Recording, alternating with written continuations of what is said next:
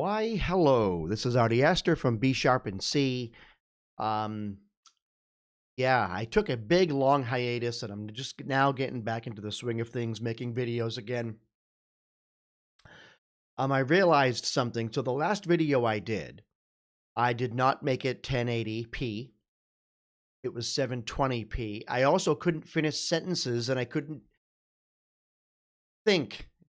I was in the beginning stages of COVID and didn't realize what it was. Now I'm in the end stages of COVID, so I still probably won't be able to think or finish a complete sentence, but I made sure that this video was at least 1080p for your enjoyment. You know, you can see this face in high def. No, today I want us to B Sharp and C, a song from the 80s. It's the song West End Girls from the Pet Shop Boys. And what I really want to, drive home is that we tend to think that like songs have to be in like this perfect package. Oh, this song has to be this way, or the song has to be that way, or these chords have to be well defined, or and some songs are. A lot of blues standards are very well defined. It's E, it's A, it's B, and it's like bam, that's it. Maybe bump into, maybe do something else for the bridge, if you even have a bridge. A lot of blues songs don't. But this song, one of the reasons why I like it so much is because it's so simple when you stop and think about it, but it actually has a really nice sound to it. And I think that that's kind of what defined the 80s. People kind of just realized you can do a lot. You don't have to play all these crazy instruments. You can do a lot with the synthesizer. You can make a lot of sounds with the synthesizer, and these sounds fill the studio space. You can do a lot with a good synthesized strings arrangement. You can do a lot with a good full organ sound, And in the 80s, they really brought that out. They started using synthesizer for bass, and there was some bands out there like the Pet Shop Boys that really kind of only used synthesizer in their music, but it was accompanied with good songwriting and good vocals. Now, if you were born in the 80s, 90s, or after, and you don't know the Pet Shop Boys, I'm telling you, this is going to be a good introduction to a good band. These guys wrote some great stuff, and they weren't underrated or overlooked in their time because of the fact that they were appreciated by people throughout the world, especially in Europe, UK, and other parts of the world. They were really popular, and their music was kind of underground, but it had such a good sound to it. And they keep writing music. They're still going strong. But listen to this song, West End Girls.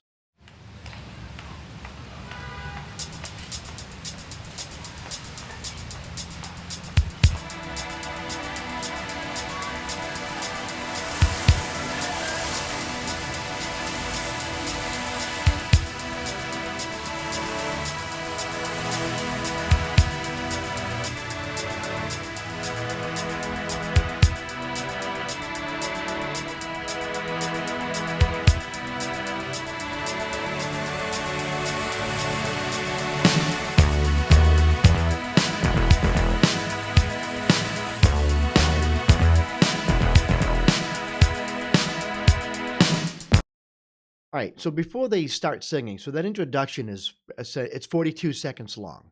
Now, sometimes we think like a song has to have perfect defined structure because music is scientific and music has structure. And while that's true, not everything needs a definition. What is that? It's two notes. The song is essentially in the key of E minor. Now, someone might say, oh, no, it's B Phrygian because of this, that, and the other thing. And, the F sharp is in there and they play the A minor chord. So that's in maybe, but it's technically in the key of E minor, although they never really play an E minor in the song. When they go to play E, they play E major, right? So they're kind of like breaking rules. And this, just a D and an E. That's it. Now, you might think, okay, so what, Artie? Well, that could be a D chord with a 9 added. Could be an E dominant 7th, an E minor dominant 7th. Could be a lot of things. It could be a B minor chord with just the 3rd and add the 4th. I mean, really what it is, it's just a D and an E. But then what I like,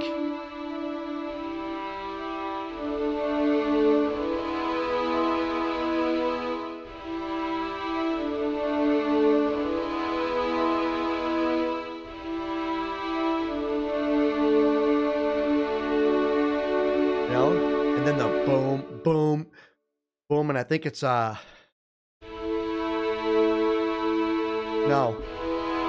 Yeah. Yeah. And then it's you start singing here.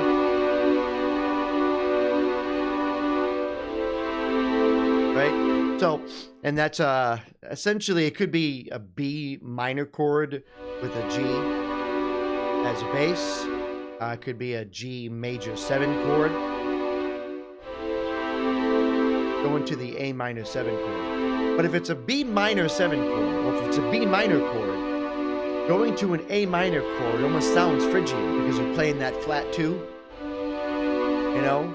It's probably not it. It's probably a G major 7 chord to an A minor 7 chord. You know, that's kind of what it sounds like to me. But if you listen to it, it's simplicity, but it just sounds so nice. The D and the E.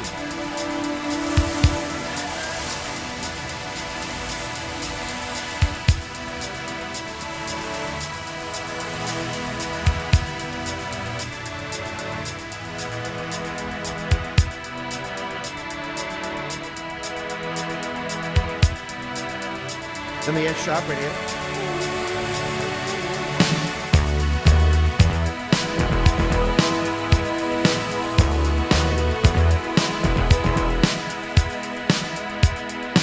Sometimes you're better off dead. There's a gun in your hand that's pointing at your head. You think you're mad, too unstable, kicking in chairs and knocking down tables in a restaurant in a West End town. Call the police, there's a madman around, running down underground to a dive bar in a West End town. In a West End town, a dead end world, the East End boys and West End girls.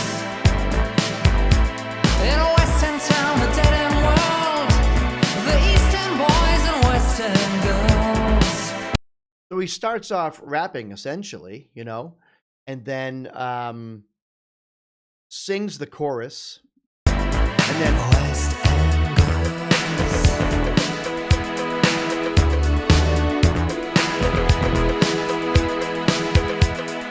Too many shadows, whispering voices, faces on Goes from posters, a D too major many to a E choices. major. If, when, why, Keep it what, involved. It how says much West End have girl. you got? Have you got it? Do you get it? If so, how often? Which do you choose? A hard. This is what I love though. But the song is technically, if you break it down, the song is really in a minor key. It's in like E minor, but he never really plays an E minor chord throughout the whole entire song. And when he resolves West End girls, he's resolving to an E. Girls, that's an E right there.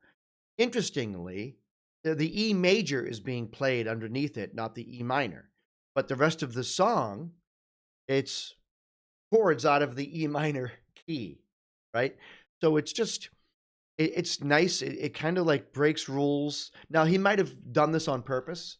He might not have done it on purpose. I've seen both. I've seen like songwriters like Sting, who like will do weird things with their voicings and do it on purpose. And then when he's being interviewed about the song, he'll actually come out and say, "Oh, I did that on purpose. Wanted to see if people would catch it." And that's kind of cool. I've worked with musicians who have sent me material, and I say, "Oh, great, yeah, sounds like the song is in A minor. Send me the chord changes." I don't know what the chord changes are. You just figure them out, and then I got to go and spend an hour or two to make sure I have all the chord changes correct on the song because I got to figure out what the chord changes are. Now, I'd rather not do that. I'd rather actually have the chords like written out for me. But then I'm realizing the song is in the key of A minor, but like throughout the whole entire song, the only time the A minor chord is played is like the last chord of the chorus. That's it. And it's like, okay, so the song is in A minor, but you don't play an A minor chord until you resolve that last note, that last chord of the chorus there, you know? It's a nice form of songwriting, you know? Sometimes people actually write in Dorian and don't always know it. So they write a song in the key of like a Dorian mode, and all the chord changes are Dorian. I find it interesting that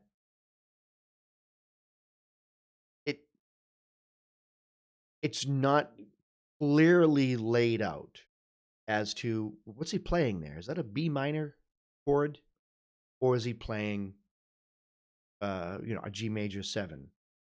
Or and of course you can look at the bass and try to figure it out by that. If they're playing a G bass, then it's probably a G major 7 chord or whatever. So there's things you can do to kind of break it down. And I went online and I looked at some of the chord changes for this, and different websites show different things. But what I like about this is that it's not perfectly structured. It's not perfectly like, okay, this is exactly it. Like some songs are. Some songs, like if you look at some Eagles songs, I mean, Witchy Woman. A lot of Eagles songs, the structure is some of the most basic structure you'll see, but it's what's happening within the song that makes those songs so nice. And that's what I like about this song here, is that it kind of has this a little bit of a nebulous structure, not horribly, but what's happening in it is just nice. Soft option. Sounds trippy almost. In a western town, a dead end world.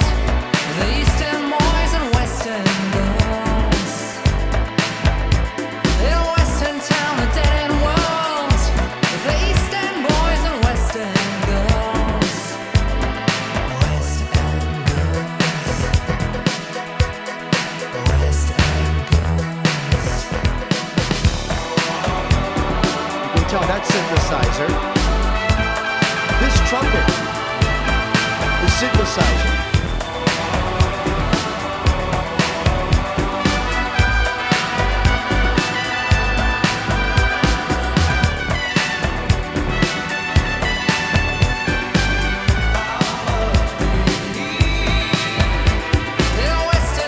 So, okay. And that's essentially the song, and then it goes on again. Western boys and western girls. I think he sings the chorus one more time. We've got no future, we've got no past here today. And then he sings the chorus again, and then the song fades off. It's not even 4 minutes long. But I think that we should B sharp and C this lost classic from the Pet Shop Boys.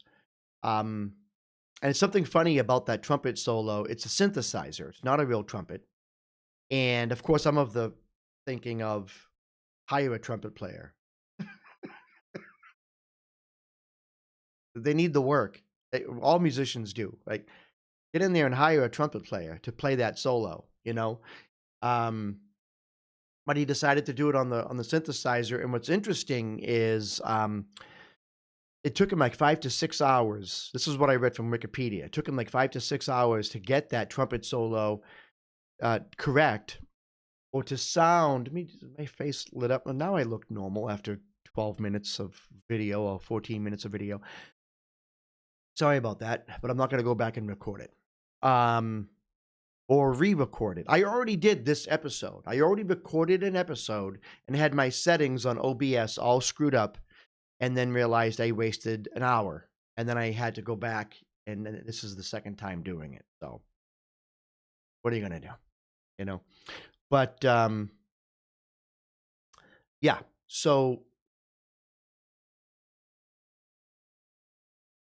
this video or this song here is it was meticulously done in a lot of ways. And like that trumpet solo, they moved the pitch sharp and flat just a little bit to try to copy the sound of someone just blowing into the trumpet. Maybe they come in a little sharp, stuff like that.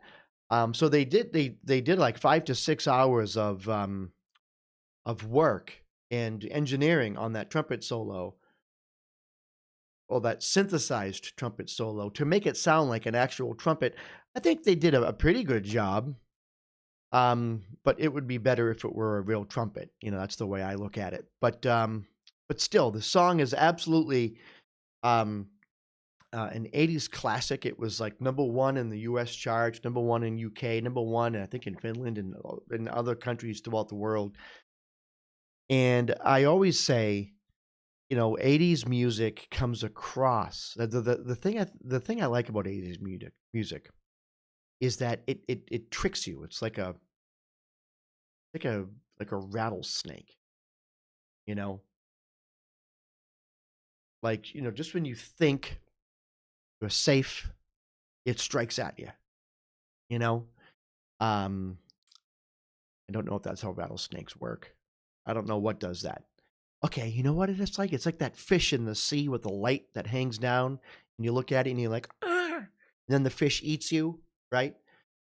80s music is like that. It has this appearance of just being fluffy. It has this appearance of just being this bright light. There's nothing, no substance to it. But if you break down some 80s music, you'll realize that some of it is actually really complex. Some of the chord voicings and some of the chord changes, some of their key changes. There are things happening within the song, but because a lot of it is synthesized, people think that there wasn't like a human mind behind it. Oh, this is fake music. This is fluff. But no, you still have to play a synthesizer. It's not AI, for crying out loud. So anyways, B Sharp and C, West End Girls by the Pet Shop Boys. And like I said before, if you don't know this band, look them up and look up a lot of their unpopular songs. Go to YouTube, go to Spotify, go through and just play a bunch of their songs that don't have up 200 million views or 100 million views, right? Play some of their other songs. They have a lot of songs out there that were not really popular, but were still really good, So that's what I recommend. And again, sorry about last week not being in high definition and me not being able to finish a sentence. This week I'm still a little foggy due to COVID, but I think next week I will be out of the woods and ready to rock and roll. So again, West End Girls by Pet Shop Boys, and this is Artie Astor from B Sharp and C. Keep it groovy.